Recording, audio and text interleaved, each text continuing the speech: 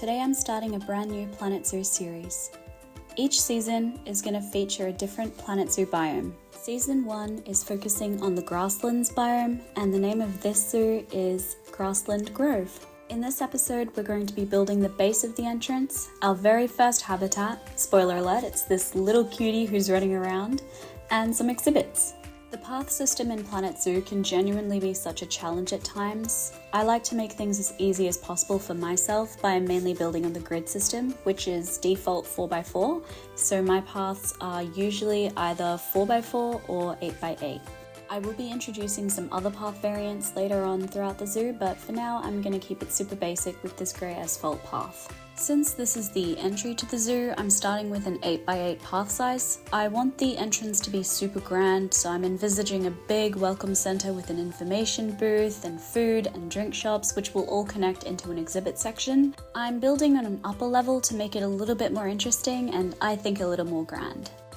I'm extending the path with a staff path here because I want the keepers to access the initial habitats as easily as possible, and on either side of this building there's going to be some habitats for guests as they enter before they get to the welcome centre.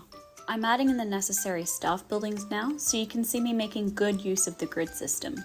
I find that it keeps things neat and tidy and it makes building way easier.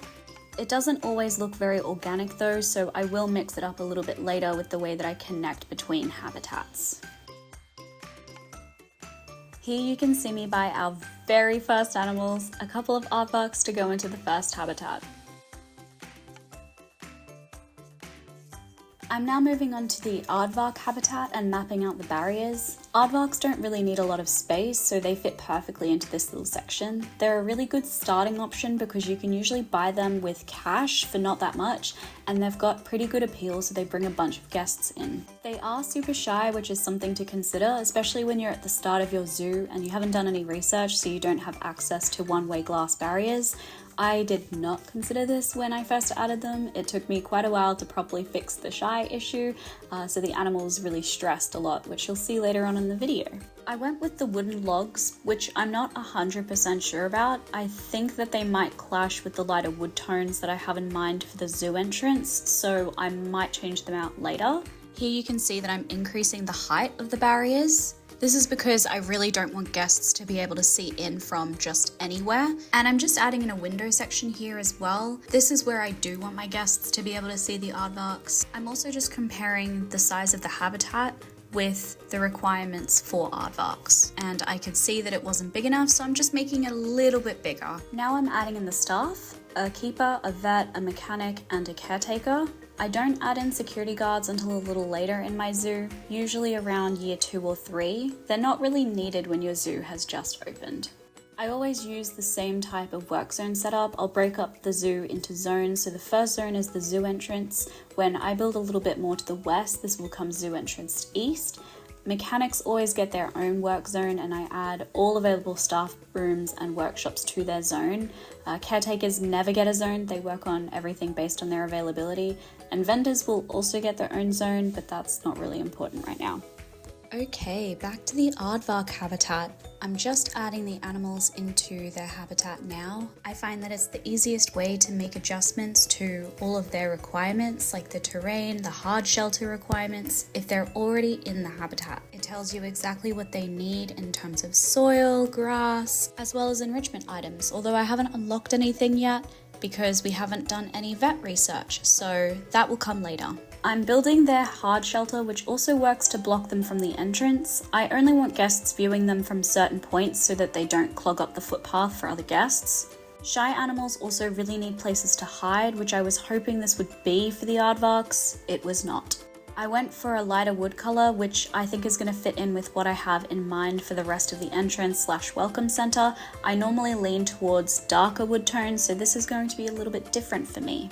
I'm keeping things super basic. I'm not sure whether this is going to be the final end product. I might want to make some adjustments, make it a little bit prettier. I think that I'm going to add in another guest window. I think that the guest window is probably going to go on the path that leads down towards the staff area. Now I'm adding in the donation boxes, which are super important, especially at this point in my zoo, because this is really the only way that I'm making money other than the ticket sales. and also some education stuff, so some habitat information screens and an information speaker.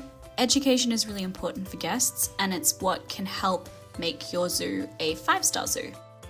Now I'm working on the terrain paint section of the habitat. I wanted to include a more natural drinking source. I know that we do have the water pumps, but I think it looks a lot nicer when you've got a natural water pond. Aardvarks really love soil, a little bit of sand, and a lot of grass. So I had to go in and add some soil because it was only grass. And now for all of the plants. I love when an animal loves plants and needs a lot of plants in their habitat.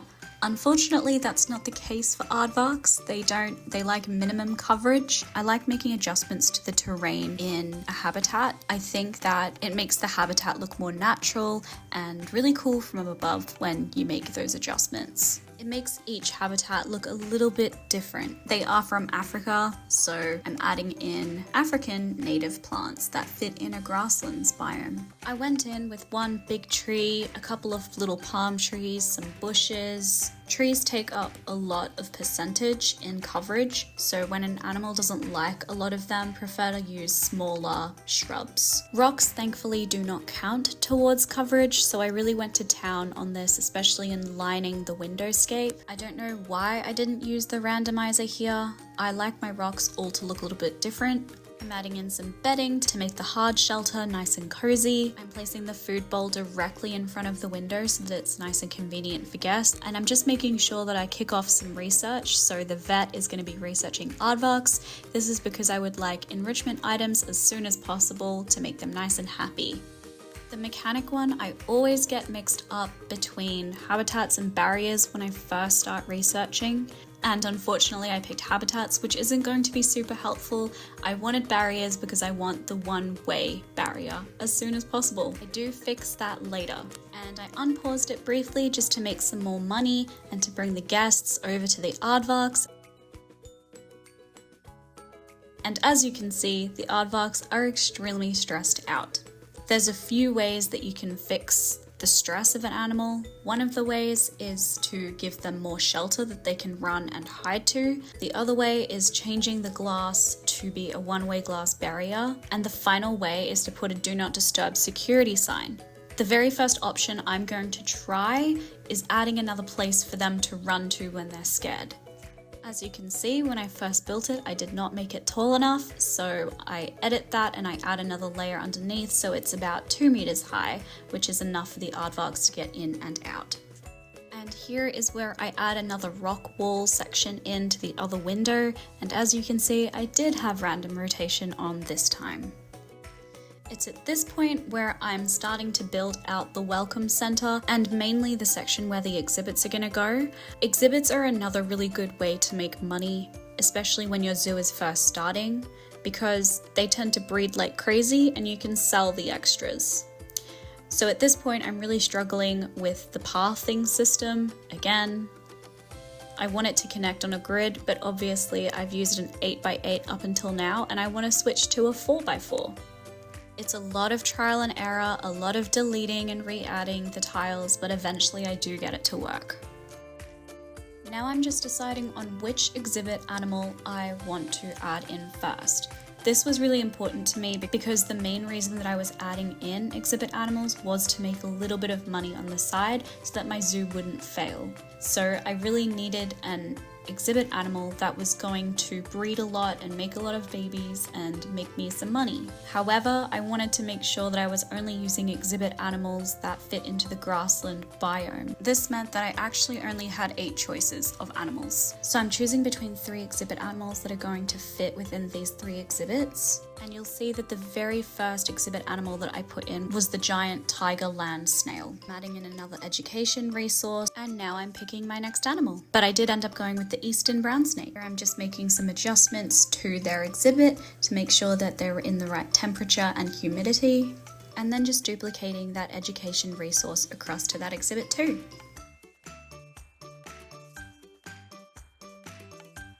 At this point you can see that the aardvarks are still unhappy, they're still stressed out, so I added a few of those signs around the viewing points for the guests. I'm I'm doing a little bit more zoo management and adding in some more educational resources for the aardvarks. Just because education is still quite low at the zoo, I ended up expanding the reach of the existing education speaker. And this is when you can see that I finally switched the mechanic research from habitats across to barriers, which is where it should have always been. I'm training my existing staff.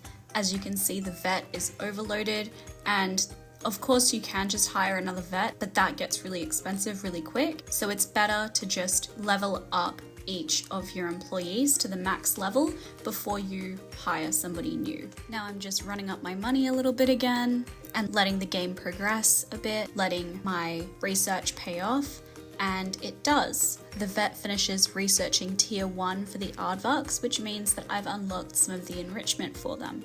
I add in the large barrel feeder as well as a couple of the balls for toys. And I move the toys so that they're perfectly in line with the windows. Now I'm deciding on my third exhibit animal, which is the puff adder.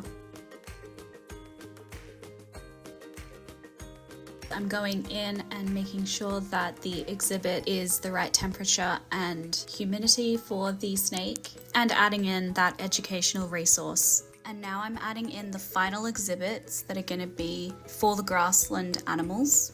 I wanted to expand the path distance because one 4x4 tile was not wide enough and guests were really crowding each of the exhibits. There's going to be 4 exhibits on each side, which is what I'm building out now, and now just selecting the next animal that's going to go into the next exhibit. I selected the western diamondback rattlesnake, I think because it had the next shortest interbirth period. Again, these are all or mostly about making money, doing some minor adjustments to the exhibit and making sure that all of the exhibits are in the work zone.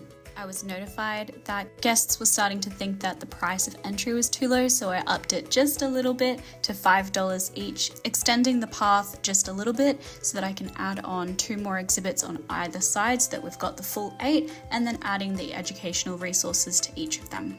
The next animal that I added in was the Goliath beetle.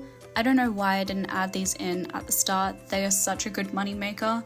There's only 1 per mating season, but they breed like crazy. So once they've had babies, all of the babies breed and make more babies, which all breed again. So they clog up the tank really quickly and you need to make sure that you're clearing it out, but they are a really good money maker.